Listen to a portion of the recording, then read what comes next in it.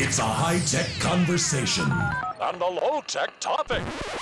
Live on the World Wide Web via Zoom. Bench Talk 101. Okay, welcome to Bench Talk, everybody. This week, we are very pleased to welcome Bruce Chaffin. Bruce has been an orchestral percussionist for over 4 decades. He performed in the United States, Canada, Europe. In 1999, he had the good fortune to spend time with Japanese carpenters re-roofing, and you'll have to forgive my pronunciation, Shofuso, the Japanese house in Philadelphia. Bruce claims to have just been their site manager, fetching coffee and doing odd jobs, but I have a sneaky feeling he did a little bit more than that. Bruce's woodwork is rooted in a lifelong admiration of the Japanese aesthetic. His kitchen cabinets and furniture were included in Nancy Hiller's work, Kitchen Think, which is a fantastic book if you haven't had a chance to get a look at it. I hide it from my partner in case she gives her ideas and she tries to get me to build something. And he annoys his wife by insisting on giving every guest to his house a full tour of the kitchen cabinets, including the press under the sink. So without any further delay, I'll pass you over to Bruce for a Gaijin's introduction to Japanese planes. Thank you very much, Bruce. Thanks, Sean. It's a standard feature with Bench Talk that people will show their work, so let's get that out of the way. Thank you, Rusty. This is a window screen using, well, the wood is Alaskan cedar, yellow cedar, and the screen material, is Warlawn, which is shoji paper sandwiched between 2 layers of mylar. Okay, next slide, please. And this is another screen. In our house, it's very heavy shaving of Alaskan cedar. Thin enough that at daytime, as you can see, light comes through, but at nighttime, it's a different, it just washes out to a nice flat, straw colored yellow. Okay, next slide, please. And that's my lovely wife, Jana. And that's our kitchen table where I'm sitting at in our kitchen. That's an apple slab that I didn't have enough for the 2 seats and the table. So the seat material came from the end closest to us, and I had to resaw it and fold it over so it has the appearance of being as thick as it is, but it's really not. Next slide, please. And this is a box for the ashes of a good friend of mine who was a bass player in the Philadelphia Orchestra. And the wood is, the lid is spruce from all the woods from a luthier in the area.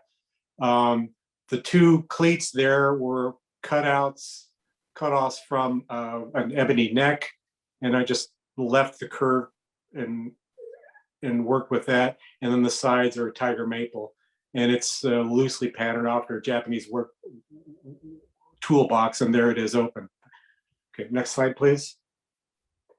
And this is stacking tansu that I made for my wife. She's a knitter, and she uses it for yarn storage. And it's some hinoki and Alaskan cedar. And the next slide, please.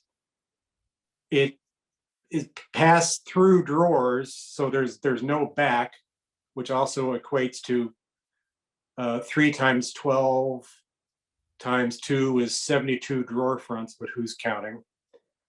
And next slide, please. And this is a stool, and the stretchers are what would have been aluminum timpani sticks, but they went on to a better place. Next slide, please. And this is, the Japanese call it a gitapaku, or you and I would call it a shoe cabinet. It's that same Warlawn material as in the screening. And next slide, please. And this is a small table. The DIY store near me, for whatever reason, and their stack of other maple boards had tiger maple board, so I bought it. But the downside of that is then you're left with, all right, what am I going to do with one tiger maple board? And it took me a while to figure out, okay, I can make this size table out of it, and that's what I did. And this is table in an attorney's office. The top started out a rectangle, but I had to, with two opposing wedges, make it a square. And this is possibly one of the best commissions ever, because when I asked her, what do you want? She said, I want a table that looks like you made it for me. Well, that's easy enough. I can do that. Next guy, please. And this is another view of our kitchen with bamboo plywood cabinets, which, and there, that is the drawer underneath the sink. I didn't want to let you down. All right. And that's it for work, right? Okay. So a couple of points before we get going. And I forgot to mention this earlier. Could we go back to Bruce?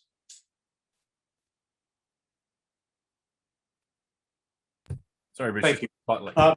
That's cool. The traditional unit of measure in Japanese construction is a shaku, which is just shy of a foot, and it's 303 millimeters. And one shaku equals 10 sun, which is about this wide, 30 millimeters, and 10 sun equals, I'm sorry, one shaku equals 10 sun, I was right, I'm sorry. And then one sun equals 10 bu, which is about 3 millimeters. That'll be an issue later. And last, the second point is, I should have called this presentation, it is better to be on the verge of kelp.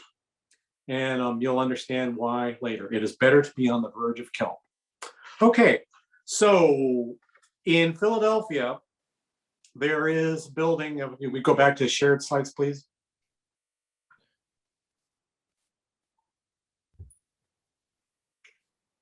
The Japanese house, Shofuso, was a gift from the Japanese government to the United States. It was designed by Junzo Yoshimura in 1953, and it was prefabricated in Nagoya, Japan, and was assembled at MoMA, at the Museum of Modern Art, next slide please, in 1954 for an exhibition there. And it was moved to Philadelphia in 1957. It's an example of 17th century Showa style architecture of kind of a mid-level samurai. And it was renovated in Philadelphia for the bicentennial. Next slide, please. And then again in 1999 was the re-roofing project, where the entire hinoki bark was removed and replaced with fresh hinoki bark. And then in 2007 was another significant renovation. Next slide, please. Where the murals there by artist Hiroshi Senju were installed, and the plaster work and the veranda were repaired. And it's possibly the only structure of its kind outside Japan. And here's an example of the hinoki roof that we'll be talking about in a bit. There are approximately 30 layers of bark. Each layer is about the thickness of shirt box cardboard, if that makes any sense. And my first introduction, my introduction to Japanese planes came through the Japanese house, which is why we're talking about the Japanese house. And my friend Dave Wagner, who was the Forrest Gump of woodworking. He was not, by his own admission, not a bright man. Went to high school, finished high school, did 2 tours in Vietnam, started warehouse jobs, and was unremarkable in every other way, but somehow he got hooked into Japanese woodworking and was better at sharpening and better at setting up a plane than anyone. And he really was the Forrest Gump of woodworking. He knew everyone in the woodworking world, and everyone in the woodworking world knew him. If he went to woodworking show in the Philadelphia area, maybe as far down as DC, far up north as Boston, you probably saw this short, wiry guy with white hair and a comb over and glasses walking around looking at people with I see dead people look, asking questions. Anyways, great guy and a great friend. And I'm sorry that he died 15 years ago from complications from Agent Orange. So in 1999, the re-roofing project started here, and we're almost there. That's not Shofuso, but it took 2 to 3 years to harvest enough hinoki bark in Japan for the project. And the project was approximately $1.2 million. More than half of that was the price of bark alone. And I was the lone American sub-flunky on the project, which it's true. I did make coffee, carry stuff up and down the scaffolding, and chase civilians off the job site, and otherwise walk around with a Japanese English dictionary and tried not to be too much of an American dope. The tools they use, of course, we're familiar with Japanese saws, Japanese hammers, Japanese planes, but there are 2 tools, if we go back to Bruce, that you possibly aren't familiar with. One is the roofing hammer that they use. Notice the crosshatch head, and this piece here, it's also crosshatched. And on the back, you can see maybe marks for half soon, which is how far apart the courses of hinoki bark are spaced. They use this hammer, which it's user made, because there are only, at least 20 years ago, there were only 150 of these trained roofers in Japan. 8 of them were in Philadelphia at the time. And they use this hammer to pound in these bamboo nails. So what these guys would do, and we'll see in this video shortly, they'd grab a handful, put them in their mouth, turn them around so the pointy end is back. They would then take the nail against this crosshatch piece, stab it into the bark, and then pound it in with the nail head. The other tool that you're possibly not going to be familiar with, but they call them samurais, which is a very large blade, and yes, it would hurt. And they use this to cut and trim and process the hinoki bark. So Rusty, could we roll that video, please? Yep. This is a project. This is a shrine outside Kyoto. And they start soaking. The hinoki bark strips are first submerged in water to make them pliable. The strips are layered to fit the roof's contours.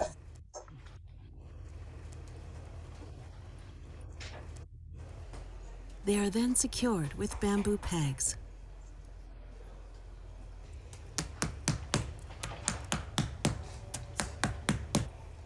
The thatcher puts 20 to 30 pegs in his mouth at a time and turns them to point in the same direction. He spits each out and pounds them in using a special hammer.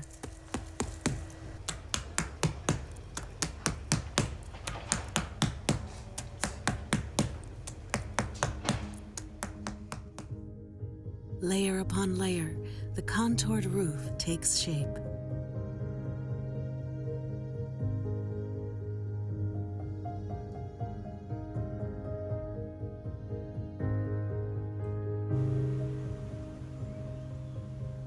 When I went to Japan, I saw someone harvesting hinoki bark we're about to see.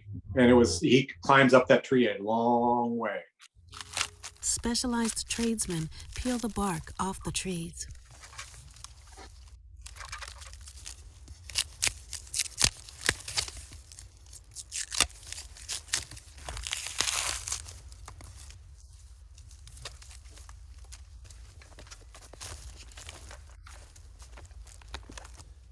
The tallest tree is 30 meters high, so this can be dangerous work.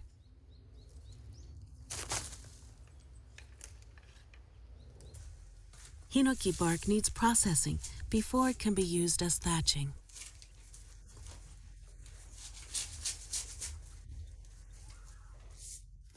Each sheet is manually cut into fixed-sized strips. Some roofs require tens of thousands of strips.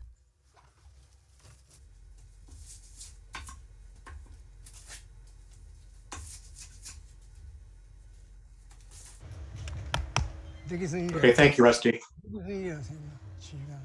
Veteran So this was far and away the best crappy job of my life. Every morning, I drove 20 minutes and I was in Japan. I had a front row seat to watching these guys do this work for kind of 7 weeks. And so it took 8 roofers working 6 days a week, 10-hour days, 7 weeks to re-roof the Japanese house. And it's very expensive. It's only done, the material is only used in shrines, historic buildings, and temples. And it was a really, really, really special time of my life. Okay. Next slide, please, Rusty. Give me 1 second. I'm trying to Yep. find this. Cat Guys, video. this is harder than it looks. There we go. So again, that's the sample of Hinoki bark. Okay, so if you're thinking about diving into the pool of Japanese planes, choice A is buying something new. Choice B, I'm sorry, is buying something used, and you might get lucky with something used. It certainly will be cheaper. The downside is it might take a lot of work, and I'm working on a plane for a friend that needed a lot of work, and you're either going to be paying in money or time. If I were buying new now, I'd look at Hita Tool in the United States, the Dieter Schmidt's shop, Fine Tools in Berlin. I mean, I've dealt with both of those outfits, and Dieter's a nice guy. There's an outfit in Tokyo, which is online, Kurashige, Kurashige. I haven't bought from them, but they have a big inventory and they have a lot of information telling you about what went into, like who made the block, who made the plane, what kind of steel it is, and etc. With these two planes, on the right, you'll see it's flat sawn, bark side down, white oak. And on the left, it's rift sawn, white oak, bark side down. Of my planes, the better ones seem to be with the flat sawn die or block, but I'll defer to the plane makers in the group on that. Next slide, please. The plane, nope, go back one, please, Rusty. Thank you. There are some planes that have the red oak die or block. It seems to be less common than white oak. They both perform well. I think it's prettier, but it's certainly not as common. And oak is a springy wood which will hold the blade because there's nothing else holding the blade. I mean, with these two planes, one on the right has 2 parts. The one on the left has 4 parts versus a Stanley plane, which by my count has kind of almost 24 parts. So the springy wood helps keep everything in place. Next slide, please.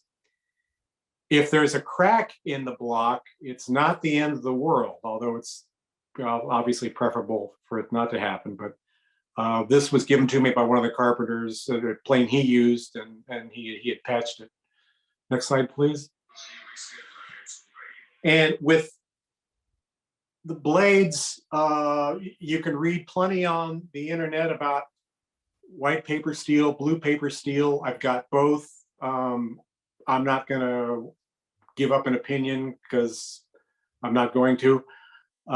They're both fine. If you were starting, I'd pick one and use it. And if you're going to get another plane, maybe get another. And by the third plane, you'll probably know what you like best for the kind of work you're doing. And wait, I'm sorry, can we go back, please, Rusty? With that plane, the Gigane, the softer iron, wrought iron, you can see those black specks, which are impurities and imperfections. That's a good thing. Okay, next slide, please. You want that. And you'll also, with better blades, you'll see the blacksmith will do work and on the decorative work on the blade in addition to the maker mark. Okay, next slide, please. And with this plane, both the blade and the sub blade have the same type of work in addition to the maker's mark. And it's interesting that on that plane with that sub blade, you don't see that work when the blade is assembled, when the plane is assembled. And while we're here, both the sub blade and the blade are flattened, on sharpening stones. Next slide, please. And here's that plane again. Again, you can see the imperfections in the Gigane on the left. And notice with the sub blade on the right, it's also laminated steel, which is a good thing. Next slide, please. And so when you buy a plane new, you're still going to have to work on it. Although the plane I just showed you, almost nothing had to be done other than a little bit of treatment to the sole. And so what you need is your best friend, a granite surface plate, a straight edge or two, a scraping plane there in the back to condition the sole, the pencil to mark up the blade, and so where you can tell where high and low spots are when you're adjusting the fit in the mortise. 2 chisels, an 1/8 inch or 1 soon, and a 1 inch or 1 1/4 inch chisel for other planing, a wooden hammer, and a smaller metal hammer for fine tuning, fine adjustment of the blade. I just can't bring myself to use a metal hammer on the wooden block on the die. Some people do, but I just think that's asking for trouble. Okay, next slide, please. And you would carve out what to translate to ears on either side of the mouth. It just helps with the transition from the front and the back of the plane, and that makes more sense when you've conditioned the sole. Next slide, please. And then you'd flatten the sole with, I use sandpaper on a surface plate, although there are people who will do winding sticks and all that, that's fine. I find this to be fast and good enough for the work I'm doing. Okay, next slide, please. And to condition the sole, you can use the traditional in the middle, the Japanese scraping plane. Some guys use a card scraper there on the left. I use a Terry Gordon, the small plane of his, bevel up, so the effective angle is pretty much 90 degrees, just because it's smaller, easier for me to control, and mistakes happen more slowly. Okay, next slide, please. And with a smoothing or a rough work plane, there are 2 high spots on the sole. They're at the front, the far right, and they're right in front of the mouth. And it's my opinion that because those points of pressure are so narrow, the wood fibers get compressed in front of the blade, which helps you get a better shaving. It's an opinion. I don't have any data to back it up, but that's my story and I'm sticking to it. Next slide, please. If you were going to use a a plane for joining, you would have those two same high spots and a third high spot at the back of the plane. Okay, next slide, please. So you've removed the blade, you've scribbled graphite all over it, and you assemble it back in the die, and you look for high spots to carefully pare away. That the 1/8 inch chisel is what it fits best in the sides, and the wider chisel help you. It's better for the, well, you guys are woodworkers. I don't need to explain that. Okay, next slide, please. And when you're fitting the sub blade in the body on top of the blade, if it's too loose, you can hammer down those ears slightly to create a tighter fit. Next slide, please. And if it's too tight, you could carefully stone or file a little bit off the ears. And notice I've covered the front of the sub blade so that doesn't get worn away. Okay, next slide, please. Okay, if you take nothing else away from today, there are these are two important points. Look to the lower right. That is translated to a secondary bevel of, they say 70 degrees, which I think is a little bit high, but a secondary bevel substantial is a very good thing. And look there at the left, and we're talking about how much space, how far back the sub blade is from the cutting edge of the blade. And according to Google Translate, the text right there says, and I quote, "If you make it too narrow, vertical compression will work and you will get shavings in the shape of kelp. It is better to be on the verge of kelp." Okay, next slide, please. So 20 odd years ago, back when they were still doing woodworking shows in the Philadelphia area, Toshio Odate, who is the dean of Japanese woodworking in the United States, was doing a presentation. And I showed up about an hour early. He was there sharpening, setting up. And I was sitting in the back, and he saw me watching. He motioned me forward. And so I watched him sharpen. We were talking. And I asked him, "So how much curve do you put on the blade?" And he stopped. He looked at me and said, "No one's ever asked me that." And he handed me a blade for me to look. And let me tell you, it was darn slight, but it was there. Okay, this is a picture of the natural stones I have. And it's kind of, there's no way to talk about Japanese woodworking tools or Japanese planes without talking about sharpening. Because with the simplicity of the tool, if the blade isn't sharp, there's really no point. On the far left is the blue stone. It's a middle stone, and then there are two natural stones that I bought from Dave, and a chisel stone that I also bought from Dave.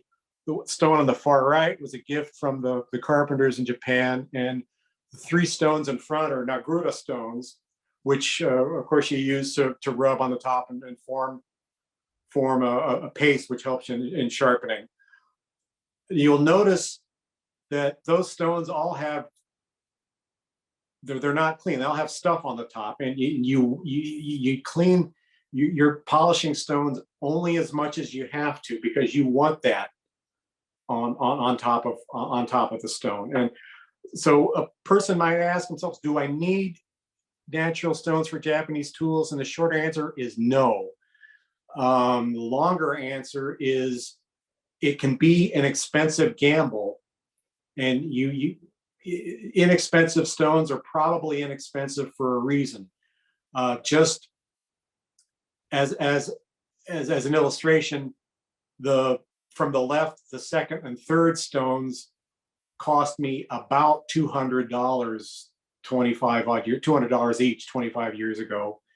And a few years later, I asked a vendor who knew the history of my stones, what would be the next level? There are strata of stones, get it?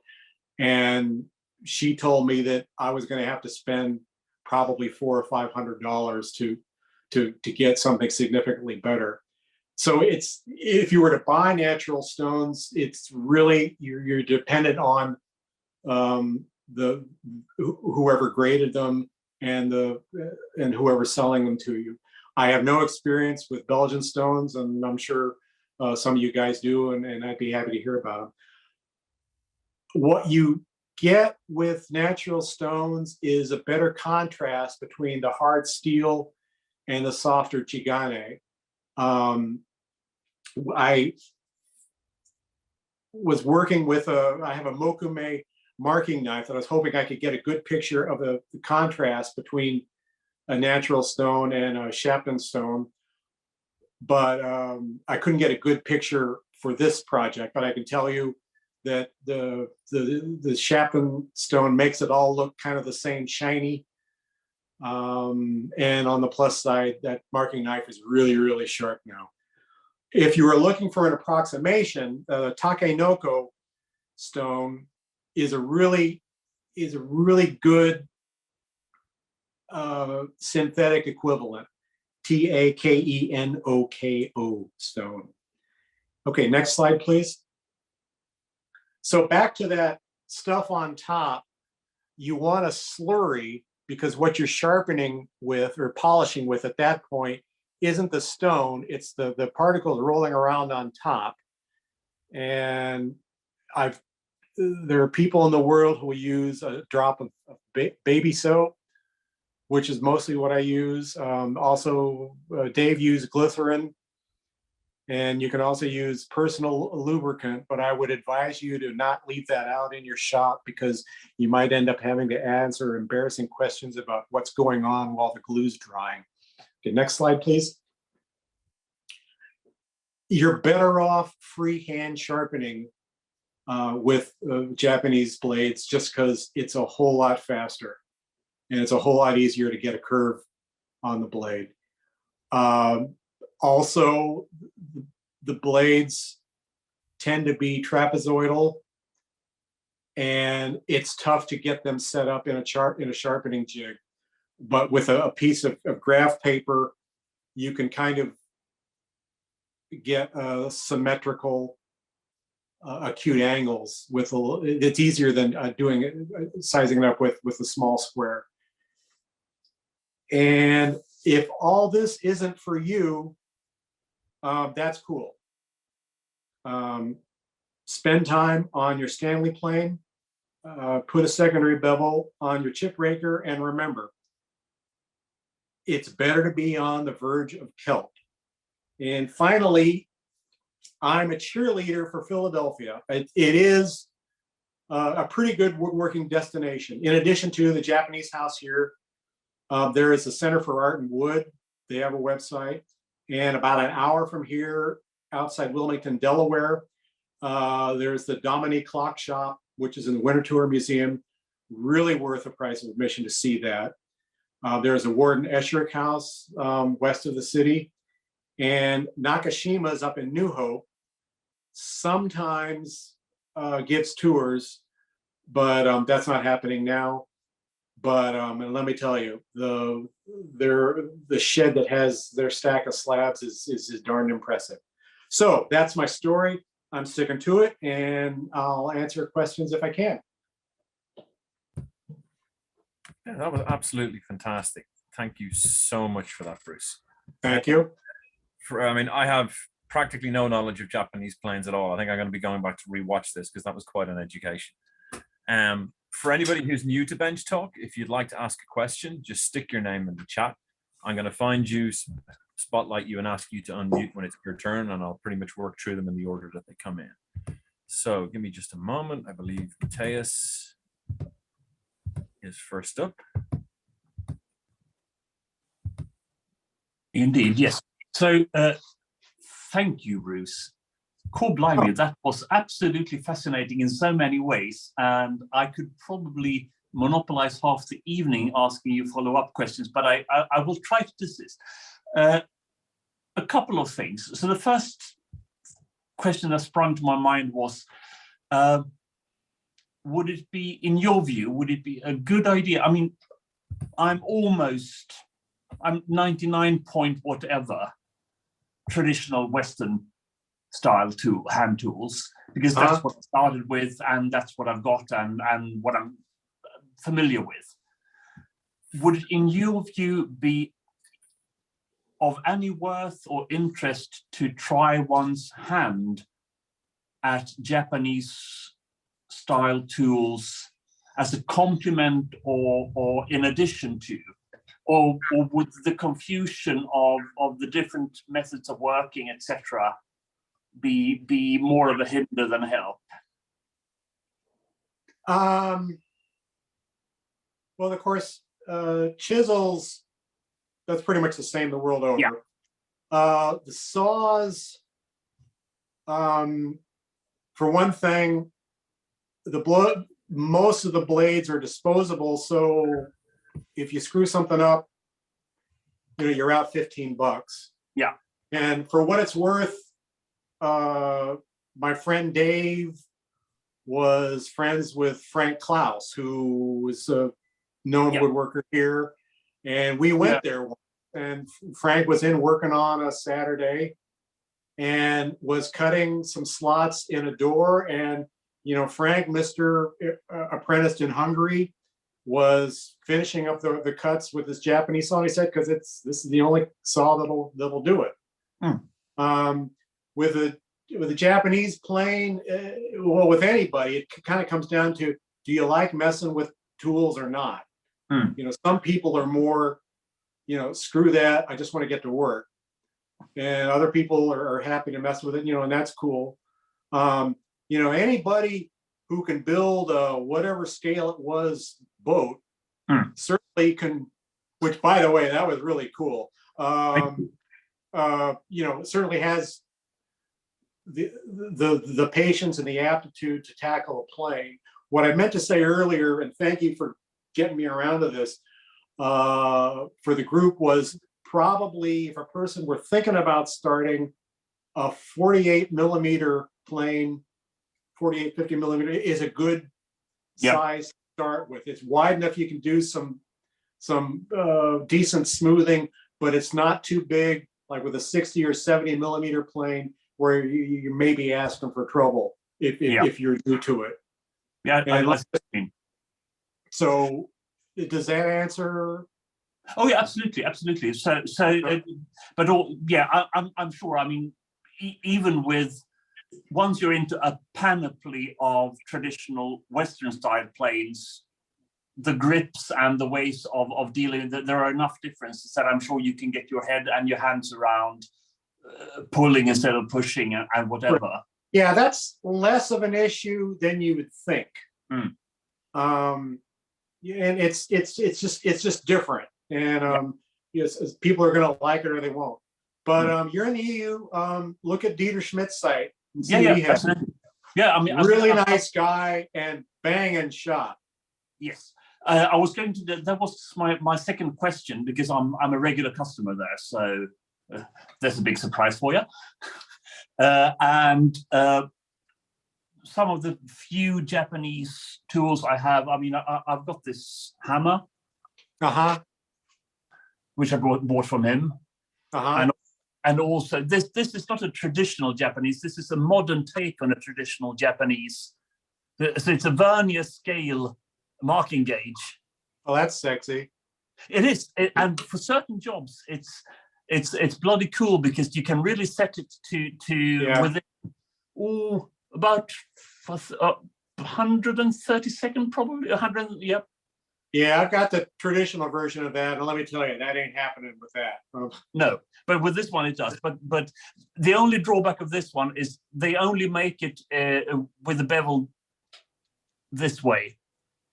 I would love to have one with a reverse bevel, so I could also do when I'm doing to set the line for thicknessing. Yep. But anyway, when I bought the hammer, Yes. it said specifically, because the handle is Japanese white oak, made in Japan, fitted in Japan, and I've been to Japan, and I know it's a rather more humid country than where I live. So they said that they basically said you are most likely going to have to knock in the wedge as the head to, because the head came loose. Have you found that with planes? That is a problem. That if you buy a Japanese plane, it was made for a wetter climate than where I'm living, for instance. When I bought this plane, Yeah, it arrived in winter, and it's colder here than it was there, and cracks started opening up. Yeah. In the end, and I was freaking out. I called up the vendor, and it said, "Well, it'll be okay." And I've heard of people who have have like a summer block and a winter block. Yeah.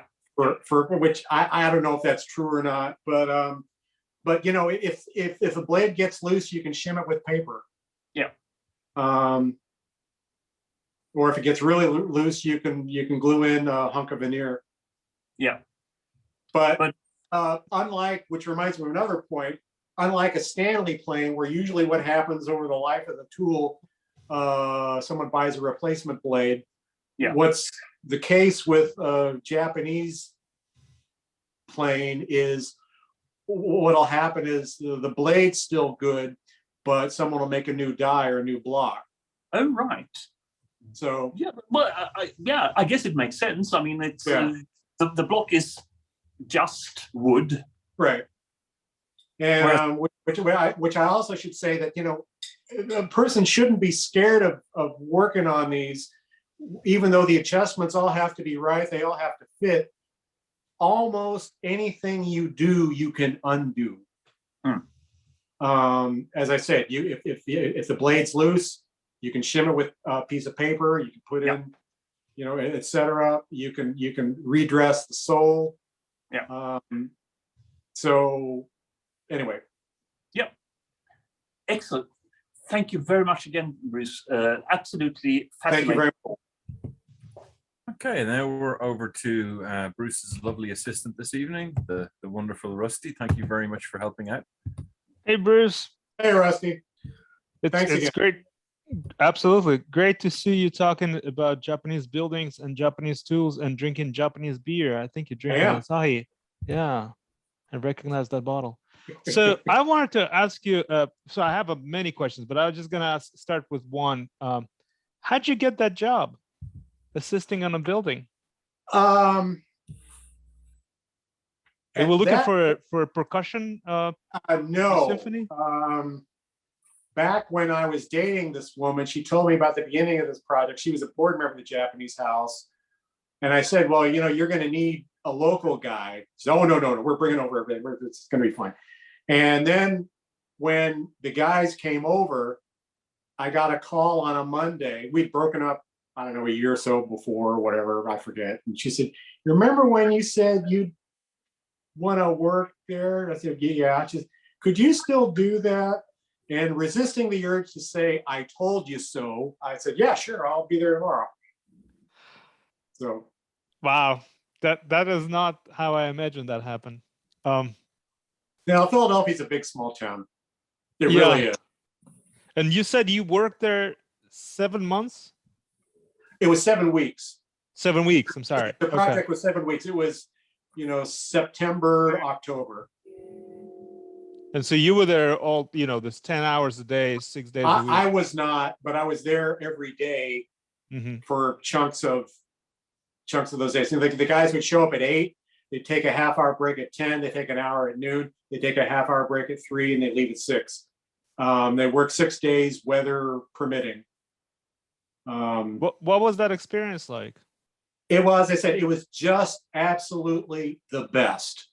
To see something that I'm never going to see again, and you're not going to see unless you go to Japan, and you're not going to. You would never be that close to it. And I took my son, who was 9 years old at the time, up on the scaffolding, and management heard about it, and I got a scolding. But the roofer guys were fine with it because they'd all taken their anyway. Yeah. And so through this, you went to visit them in Japan? A year later, yeah, I went over and saw them. I stayed with some friends and friends of friends, and was able to see 2 temples they were working on up on the Sea of Japan side, and was mostly down in Tokyo, Kobe, and Kyoto. Okay. All right. And the second question, you mentioned that you restoring a plane for a friend. How's that going? It's coming along. Friends being very patient, which I appreciate, and need to finish, put final honing on the blade, and the sub blade was warped, and I'm gonna have to decide just how much I want to mess with that. And the mouth, it was a plane for rough work. The mouth is really wide, really open pretty wide. It could have a patch glued in, but the owner could do that if the owner wants. Yes, I'm sure the friend really appreciates you taking on this job. If I remember correctly, this plane, what the friend really liked about this plane is that the blade says "Made in occupied Japan." Yeah. Yeah. Is that a common?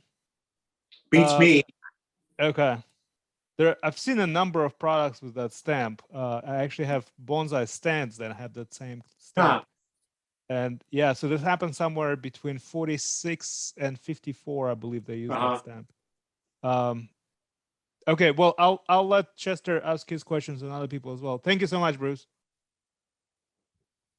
Okay, just hop over to Chester now. One moment. There we go. I think I'm unmuted. You are unmuted. Hey, Chester. That answered that question. Bruce, that was great. That was phenomenal. A lot of Thank great you, Chester. Yeah, I have some questions and some comments. I find it all very interesting. I've always wanted to delve into more of the Japanese style beyond just the tools, but also the concept of this, lack of a better word, the spiritualism aspect of the Zen of the woodworking, and a certain calmness and simplicity that seems to follow most of Japanese culture. That being said, I wonder, first question is did they ever make planes in bamboo, since they've been able to do all sorts of composites of bamboo as a base? Because I would think that would be very good at not wearing. Do you know of that? I don't know. But speaking as a guy who built his kitchen with bamboo plywood, it is hard as blazes, and I'm not sure it would have the springiness or forgiveness to hold a blade, without some other additional, wedge or fastener. Yeah, it's just. But you're right. You're right. It would be stable. Yeah. And because like with bamboo plywood, the outer layer is going strands are going this way, the middle layer is going this way, and then the other outer layer is going that way. And there are 3 layers, and yeah, these cabinets have all stayed flat. Yeah, I have several large bamboo bowls, probably 30 inches in diameter. That's a sort of ended bamboo. And when I was in Hamburg for the World's Fair, they had a wedding dress that looked like linen, but it was all spun bamboo. Phenomenal. So I wanted to mention the Museum of Modern Art for years did this house in a garden thing in Manhattan. And they had, for many years, they had different houses. One of them in 1950 by Gregory Ain, a modernist house. It disappeared for years, and nobody knew where it had gone to it, because they were all built offsite, reconstructed in the garden, and then at the end of the exhibit, dismantled and taken back out. Yours wound up in Philadelphia. George Right. Ain wound up in Croton on Hudson, north of Manhattan. Right. And Yeah. I just coincidentally met the woman who knew where it was. She was the only woman the only person that knew where that house had gone. And it turned out that she lived near a family member. In my research, I called her. She's 94 years old, and she and I were just talking about a house that was also born out of that exhibit. So I found that fascinating. And under 2 hours ago, I sold one of my planes to a fellow woodworker here in town, and he expressed to me his joy of using Japanese tools and Japanese planes and chisels in particular. And we had just spent about an hour of having a discussion about them. And one of the things that I found very interesting is that hollow. That's, and why they did that. And one of the things that I thought of was that it might make it easier to flatten if you're not having to flatten a whole surface and just the outer perimeter. Do you have any opinion about that? Well, 2 points determine a line. And so I think with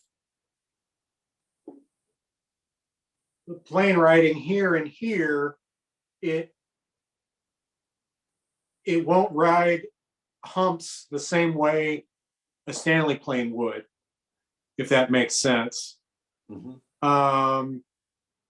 But I come back to with this pressure point here, if fibers get compressed, you're going to get a better shaving. You know, I stand by that. But remember, what the Japanese planes were an evolution. I didn't want to get into this just because it's a whole nother subject that I'm really not qualified to talk about. But the Yardikana, which was a plane that looked like a spear that they pushed.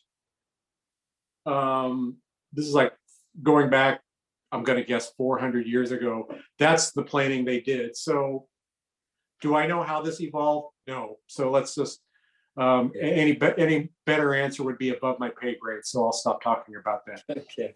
The whole work of the hinoki bark is fascinating as well. They are now producing an outdoor siding for houses, particularly in this area, that's made of, I believe it's, oh boy, tulip poplar bark. And Okay. it's actually siding that's pre-laminated, and it really beautiful. It reminded me of that, but it was interesting that he took the pieces that he pulled off, the man that was preparing the hinoki, using that blade that you talked about. He seemed to strip that in thicknesses and then adhere 2 or 3 together. Right, he And tapped it with the point.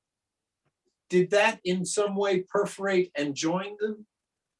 What was the tapping part that after? Tacked them. It sort of, I don't want to say stapled them together, but yeah, tacked them together good enough for That's what I thought. The next step. Right, and it would at least give them a reference. If they came apart, they could still reference. Well, they wouldn't worry about that, but yeah, they're tacked together, and because the pieces are sort of fan-like, aren't they? The ish, and the wider pieces were sort of 7, 8, 9 inches at the widest. Back to your point, I wanted to say this before we get on to something else. You're talking about the Japanese aesthetic. You know, with, excuse me, one of the things that struck me is the attitude of the tree's been growing for however many 100 years, and you're making something for someone who's going to have it for however long they're going to have it. So the time you spend on it, if it's a week, 2 weeks, a month, working on it, is really insignificant, which kind of changed my attitude about how long it takes. Well, geez, why is this taking so long? Well, it's okay. in the grand scheme of things. So, Well, and I think there's something to, for any woodworker that's considering this, I think they should read some of the work of Nakashima and his philosophy. right, soul of a tree, yeah, sure.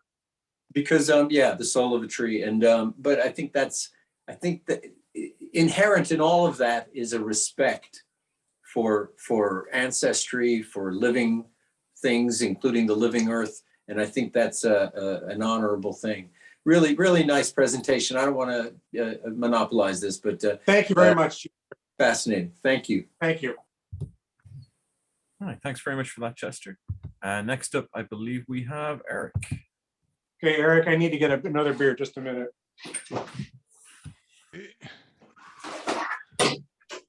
I'm feeling like I should have brought Japanese whiskey tonight, but I ran out last week. Okay, Eric, I'm all yours. What's up? Right. Oh, thanks, Bruce. That was an amazing talk. I really enjoyed that.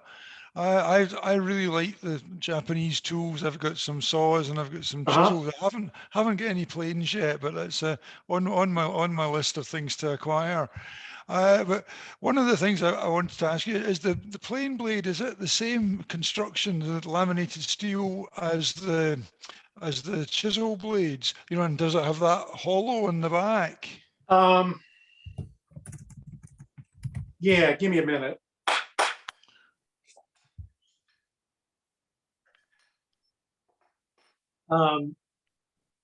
You can see.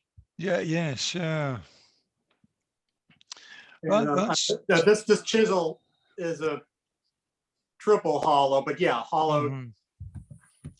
Yeah, because I haven't had my chisels that long. Well, I've had them a wee while. They've not got that much use, so I've not worn them down so that I've got to sort of bend them over. But I've seen folks that do that on a railway sleeper with tapping away with a hammer. Is that difficult to do, or? I don't have a lot of experience with it, and that was another thing I had to do with my friend's plane blade. And there are a number of good videos on the interwebs talking about that explain it pretty well. Andrew Hunter is an American woodworker, and I think upstate New York. Fine Woodworking has a video of him doing it. I would, if a person were doing that, I would think about, not hard and using a hammer with a point, and going back to my percussion days, keeping your elbows close to you so you can control exactly where you're tapping. So, because you don't want things to go south. But I would kind of measure how hard you're tapping and think of in terms of downstroke one at a time, and not just like we often do with a hammer. Bap, bap, bap, bap, bap, bap, bap. Don't and just slow is better than fast in this case. Okay, no, that's great. That's encouraging. I mean, I don't think I'm going to have to do it for a while, but it will eventually need done. For years, that sort of put me off the Japanese chisels, because I had thought that when you wore through that initial bit, that was it, they were done. Well, that'll take a while. Once I discovered that you bend them over, but yeah, it will take a while. So that's great. Now, I think the Japanese planes, you see these competitions when they've got these planes that are, about 1.5 feet wide, and they're pulling them along, getting these shavings that are thousands of an inch thick. It's just amazing to watch the control to be able to do that. Is that something you've ever done? There's some competitive side of it. Again, at a woodworking event here, this is after David died, there was a guy from Connecticut demonstrating who, was a friend of Dave's, and he had one of those wide planes, I think just for fun, because it's not like he's going to use it. And he could pull a shaving, the whole width of the board, 5-6 feet long. I've seen the competitions. There are some in New York, some on the West Coast, of who can make the longest, thinnest shaving. That's, if guys like doing that, that's cool. To me, that's too close to my orchestra audition days, and I just started. Having said that, one thing about the shaving is it tells you what's going on with the plane, if that makes sense. Because if you can read the shaving and see, oh, it's high here, it's not sharp there. But I if guys want to do those competitions, I forget what they're called in Japanese. I apologize, but that's not my thing. Right. But they're cool. They're cool to watch. Oh, yeah. Wouldn't be me either. I'm nowhere near that skill level. But even though it just seems a bit too sort of intense. I'd rather be doing making something than making perfect shavings. I don't. Yeah. That's not something that would appeal to me to create. Right. But okay, no, thanks very much, Bruce. That's great. I'll pass on to somebody else. Thanks, Okay. Thanks, Eric. Over to Damien. Hey, Damien. Hi. So I've been mostly a tool collector and a little bit of a woodworker. But one of my one that's in my collection is a Japanese plane that needs some love. What did you call the body of it? The Japanese has a die or block. Okay, yeah. So the die needs to be replaced, basically.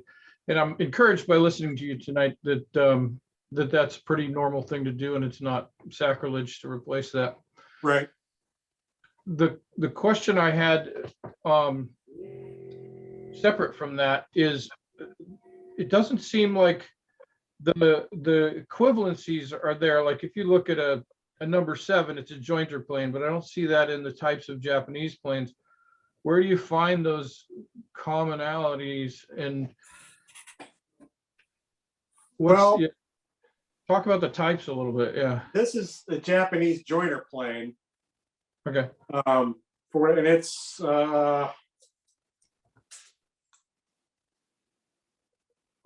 40 centimeters long. For what it's worth, I don't. This is possibly the plane I use the least, because for the work I do, I'll end up with my Stanley number 7 or number 8 and call it a day. But that's just me. If I were doing more work where it would be beneficial, I'd be using it. But it does take a while to keep these in playing shape, so to speak. And I just haven't worked on this one in a while, and that's one of the reasons I will lean toward a Stanley plane if I need a jointer plane. Okay, well that leads me to the question. It sounds like you use both. Where do you find the sweet spot for a Japanese plane versus a Western plane? If the grain really matters, if that makes sense, and also if it's going to be a fair fight with the board, you can plane difficult grain patterns with a Japanese plane. I'm possibly not the guy for it, but with when the blade's sharp and it's fitting in the body great, the sole's trued up. There's really nothing like it. There's a guy up in Massachusetts, John Reed Fox, banging woodworker, uses Japanese planes. He calls it, with using a Japanese plane, you see, I think he called it, you see the truth in the board, the truth in the wood, which I think is a really great term. And so it sounds like it's, if you were not able to use the plane on the board, why are you using the board almost? No, that wasn't what I was saying at all. I'm saying that where the grain will benefit most, Let's put it that way, or where I'm going to get a good result. Because there's some difficult board. Again, I'm not the guy for more difficult grain, more difficult wood with a Japanese plane. You know, on a good day, in the right wood, even with some difficult wood, you know, I can plane stuff and you know, you see reflections of stuff, but I'm not the guy that is going to be able to do that all the time, every day, in every piece of wood. So you did that tiger wood piece. Did you use the Japanese planes on that one? The finish on that was. Thank you, and you caught me in a dirty secret, and no, I didn't. No worries. Yeah, I never said I use them all the time. From my position, I would aspire to be as good as you, and you aspire to be the next level of good. So it's wise of me to find out where I sit in that. Well, that answers my question. It's not about who's where. It's just like, you know, are you making something? Are you enjoying it? And do people like it? And you know, so it's. I get personally challenges necessarily that are, you know, I should go out and plane tiger maple and be disappointed in myself that I wasn't successful. Well, I'd start with something before tiger maple, but yeah, I mean, it's theoretically possible that well, anyway, let me back up. Yeah, you can plane tiger maple, but you don't have to. Right. Okay. Well, that answers my question. Okay. Okay. It was mostly about the joiner plane and the die, replacing the die. Got it. Sacrilegious. Yeah, there are a few people have explained the math of cutting out the various angled parts of the die that they walk through it pretty well. Cool. And all right, white oak. White oak or beech here on the West Coast. Beech is hard to come by. Okay, I'll find some more. Fair enough. Thank you. Thanks very much for that, Damien. We'll hop over to Anton. Hey, Anton. Hi, Bruce. Thank you for a great and insightful. Thank you. Guten Abend. Pardon? Using the teeny bit of German I know. Anyway, go ahead. How you doing? No, but it was a great talk about a rabbit hole I try to avoid so far.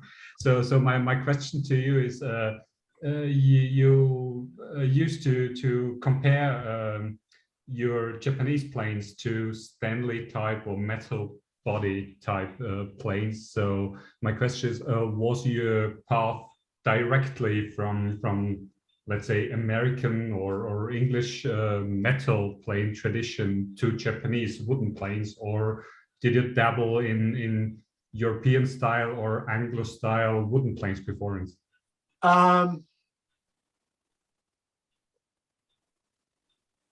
When I met Dave, I hadn't done a lot of planing of Western planes, some, you know, it was, and so it's not like I had years of working with, you know, Ulmia planes or Stanley planes, you know, when I met Dave and started using Japanese planes. If anything, I've moved away from Japanese planes towards the Stanley or other planes just because for some situations it's easier to pull the plane out of the drawer, go to town, versus with a Japanese plane. Yeah, you have to start with, all right, you know, is it flat? Do I need to, you know, if you're using the plane every day, probably not. But if it's sat for 3 weeks, a month, yeah, you're going to have to check that. Because, you know, with the Japanese plane, it always starts with, it's all about me before we talk about you. Yeah, sure. If that, but, you know, that's not a criticism. That's just the way it is. Yeah. But you know, just being curious, if you're so you're saying you started with Japanese style more than Western planes. But you know, I'm not going to say which one is best because you know, it's like if Rocky were to fight Rambo, who would win? You know, yeah, just was curious if you were able to draw comparisons between wooden body Western tradition planes and Japanese planes, maybe since you're using H&D Gordon planes, which are more in the Chinese. I will say, and it was actually at the same woodworking show where I met Toshio Date. Terry Gordon was at that show, and I bought 2 planes from him. And that smoothing plane of his, incredible you know, stuff. It's like if I had to pick my toolbox for a desert island, that would probably be in it. Okay. Because you can do anything with it. Okay. That's a really nice plane. And my second question is yes. A tad bit unrelated. So you being a percussionist, I was just wondering if you ever built any wood percussion instruments, be it from the Karl Orff canon or xylophones or anything. Well, I used to make timpani sticks, but they were aluminum tubing, but it was mostly the stitching of the felt. I've made, you have to repair your own instruments some because they're simple versus say a flute or a trumpet where it's plumbing or, you know, machinery. Yeah. You know, fun fact, you tune a xylophone with a belt sander. Belt sander and a stroboscope, let me say. But so I you know, made some things. I never, well, one of the reasons I gave up making timpani sticks was because this demographic is music students who have no money. So, but I've never, there are people who make instruments and that's great. But that's, I never wanted to go down that path. Just being curious. Just because it's one thing to make a chair or a table that functions great as a chair or table, but to make, say, a violin or a guitar, that's a whole other level of woodworking that I want nothing to do with. Okay, thank you. Thanks again for a great talk. Yeah. It's really insightful. Cheers. I'll wrap us up with one last question. Okay, Sean. You've been extremely reluctant to declare a winner of the Stanley plane versus the European wooden plane versus the Japanese plane. But to ask you a similar question with a slightly different angle, is there a particular job or a task where you feel the Japanese plane is the go-to tool? This is where it really shines and where it really excels.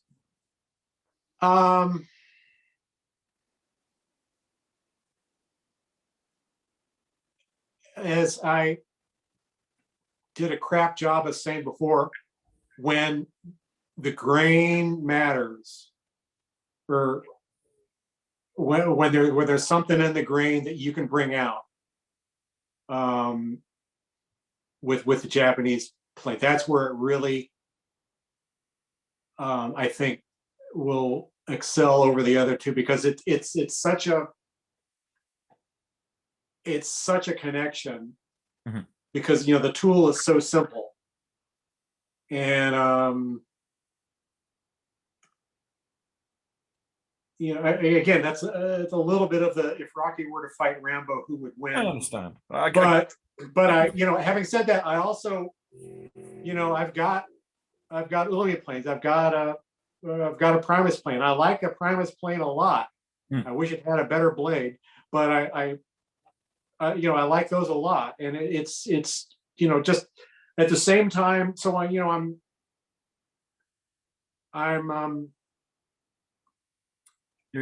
the. You're reluctant to pick your particular. I'm on the continuum. I mean, what I was going to say is I've built things in Imperial. I've built things metric. I built the stacking Tansu. I built in Shaku. You know, I like the Shaku. I kind of recommend if a person's looking for something different to try. Just so I'm kind of not going to. It's tough for me to pick a winner, but the thing about the Japanese blade, the plane, it's all about being sharp. Gotcha. And which you can do with other planes, obviously. You've certainly piqued my interest, particularly your point about because you have those points of reference, there's more pressure there. I'm also curious about what would the burnishing effect be of the greater pressure on the rear point as well. Like a lot of wooden body plane plans talk about the burnishing effect of the wooden sole on the workpiece. If your theory there is right, then in theory that rear pressure point is going to do a better job of burnishing the wood after you've planed it as well, which was, you've certainly piqued my curiosity. I might have to go hunting. Oh, cool. Well, thank you very much. All right, so this is the point of the night, everybody, where we're wrapping up. So I'm going to ask everybody to unmute,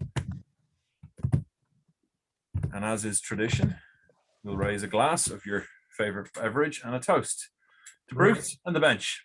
Bruce on the bench. Bruce on the bench. Come pie. Yeah, That was very interesting. Thanks very much. See you all at the same time next week.